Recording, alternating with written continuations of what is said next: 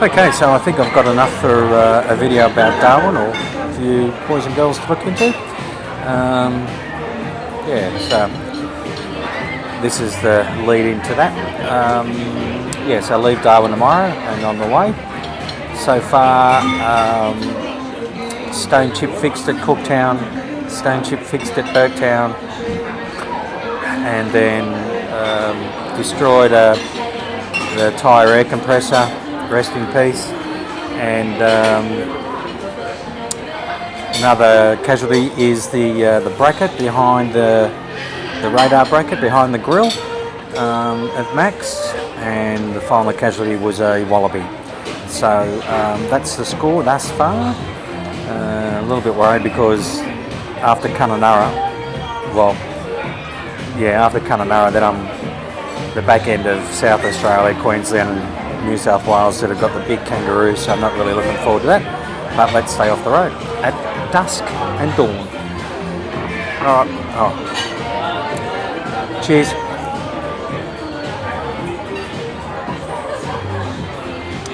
Wish you guys were here. See ya. So gang, today's my last day in Darwin.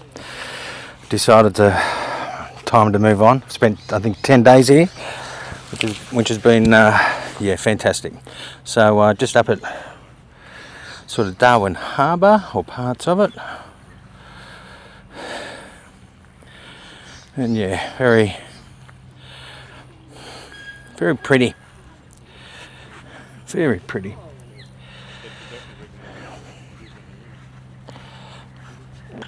So I'm going to go into the World War II oil tunnels that they pumped all the oil underground into these tunnels because they were worried that the Japanese would blow up the oil tanks that are on the other side of the harbour. Anyway, I've just got to try and find the door to get in.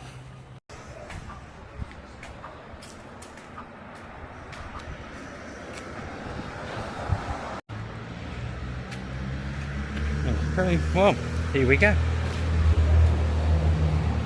Okay, so I've just walked into the first tunnel, so we'll see what we can see.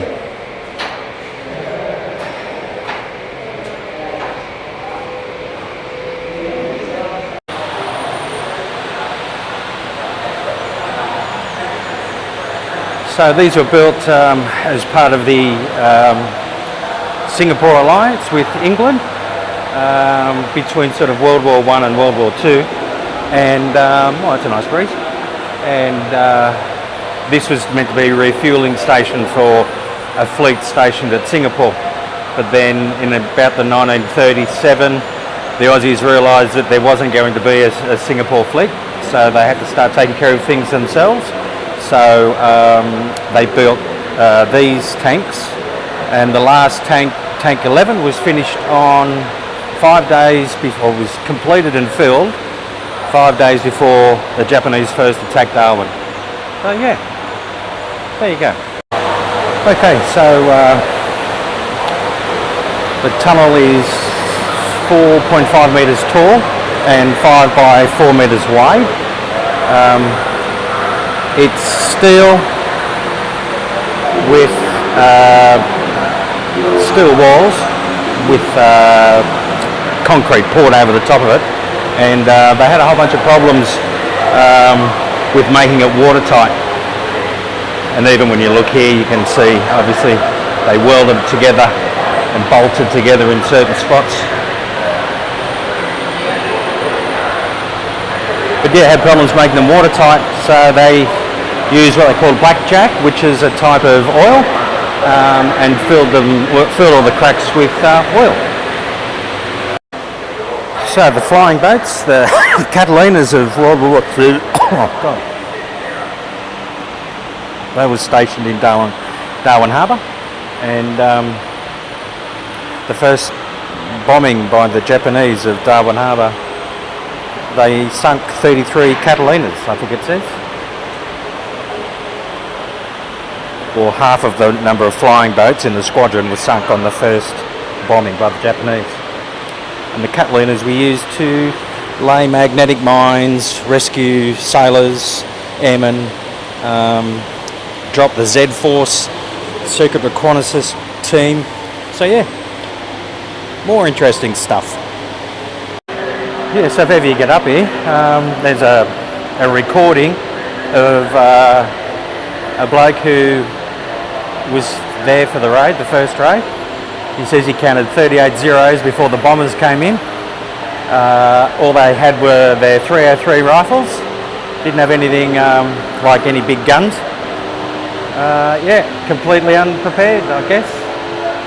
But yeah, and the story here, the storyboard here says that they didn't actually tell much about how bad it was down to the southern states because they didn't want the general population getting fearful for our safety.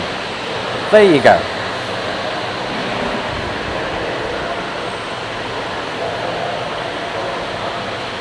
You can see there that the water leaking through. Yeah, it's on the other side as well.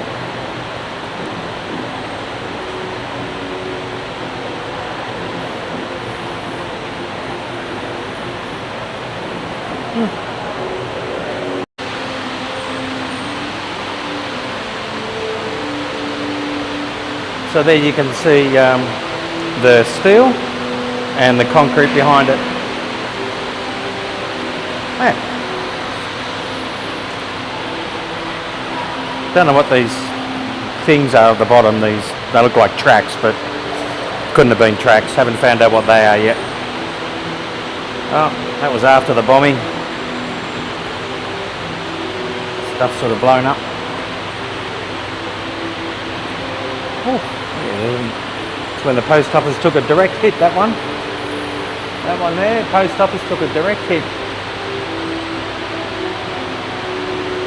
And there it is there. And the postmaster who was working that day died, and he's buried in the memorial cemetery with 242 other people. Okay, so that's about it now. So this is their waterfront area, when I say Darwin's waterfront. So I found Fiddler's Green, which is that one there, and I might have to visit that later today. But yeah, I'll take a bit of a walk around here so you guys and girls can have a bit of a look.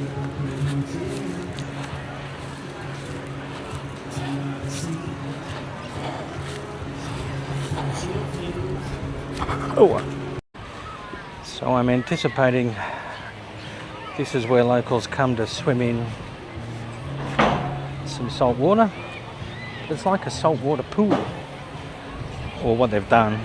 Don't know if you can see, but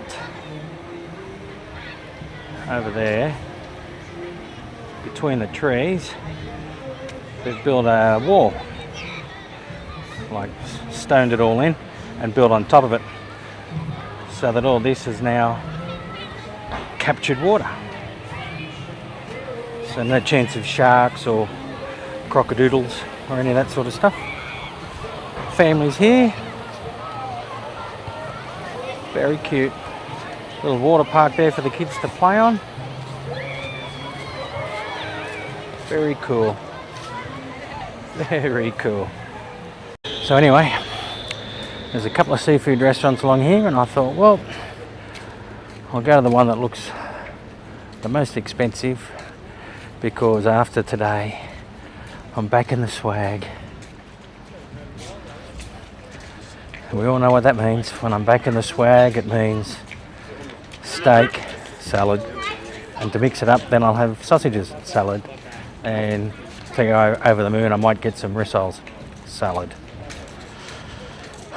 all cooked by this chef here. Because after this I'm heading out to Litchfield National Park, then out to Kununurra, hopefully Gibb River Road to a place called Brad's Billabong. Have to go there, and then that's when I turn the wheel and point the car through the desert to Ayers Rock, and then From Ayers Rock, it's Birdsville, and Birdsville, Cronulla. So I decided I was going to go to crustaceans because that has, like, that's a fair income. Crustaceans, Google rating gives it 4.8 out of 5. So okay, I'll go there. So I'm here, and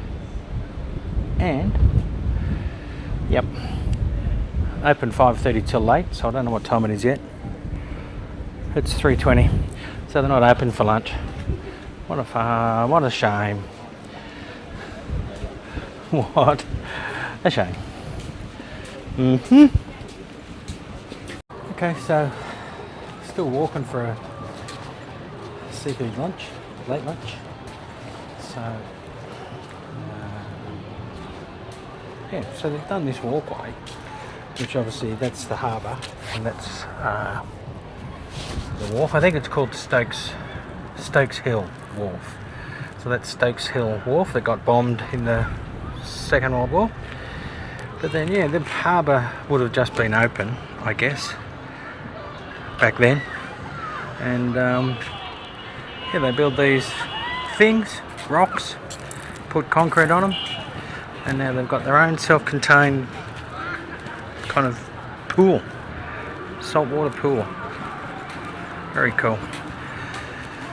Anyway, I'm walking along this road, because there should be another seafood restaurant in the distance over there, on the other side of the harbour wharf. And silly old me, whilst I used Google search to find seafood restaurants near me. Yep, see, they've got them up here too. They're not just solely in Cronulla. Anyway, yeah, so if I'd actually tapped on the icon or the little thing on the map for that crustaceans, it would have told me it's closed and opens at 5:30. Yep. Anyway, I've gone another one that Google tells me it's open.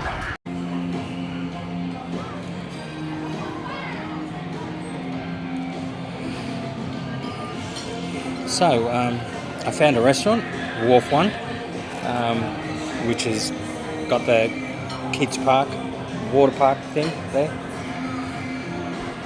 I got here at 4:45 and found out that I had 15 minutes to order because they're closing at 4 o'clock. The kitchen closes at 4 o'clock, and reopens at 5 for dinner.